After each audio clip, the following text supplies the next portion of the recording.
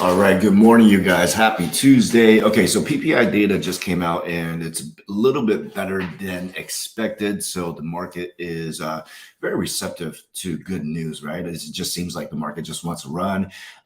If there's any good news, so let's see, QQQ ran up to about 321 before pulling back here, back at 320 levels. So I'm going to look at the weekly chart instead, the daily chart. I mean, we all know the daily looks pretty bad, right? It couldn't really bounce. So there's kind of this double bottom bounce on the daily chart. So if I hop over to the daily real quick here, and here you go. So it's kind of bouncing from the double bottom from February 24th. However, I put out a few posts last night regarding the weekly chart, and back in COVID, this is COVID right here, March 2020.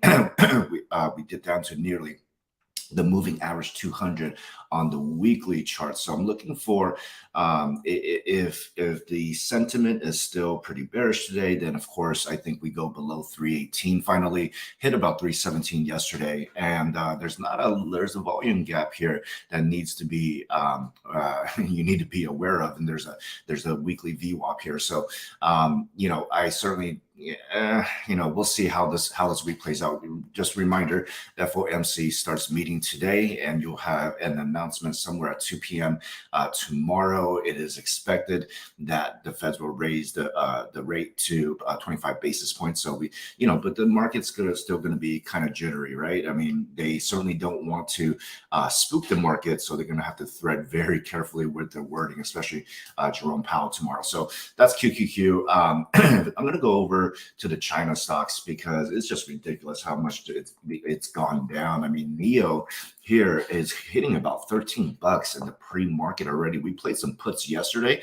Too bad I didn't hold it, but man, this would have paid well. So NIO has some gaps to fill down here at the $10 level, and there's a small gap here about from like the 860s down to $8. So these two gaps, it's acting like a magnet at this time. So there's just there's no bounces off NIO. So this might be a good short today if it continues this way. Of course, wait for the pump to be done during the first few minutes of the bell. Of course, Tesla.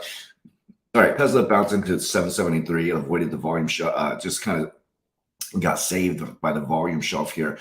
Let's see how today goes. I do hold a short position on Tesla at the current moment, so we'll see how this goes. I do think we still end up under about 750 at some point today after the pullback. So we'll see how this market sentiment is. Once again, FOMC starts meeting today. Any news about the war is still, it affects the market very much, as you saw yesterday. Once the news came out about how the Chinese or China might be involved in supporting Russia's effort, it's just pretty bad optics, obviously, and so that's why some of the China stocks are getting just kind of getting hammered. All right, one thing to do that you should watch today, because Apple is such a big part of SPY and QQQ, is see how if it can get back to the moving average 200, 153.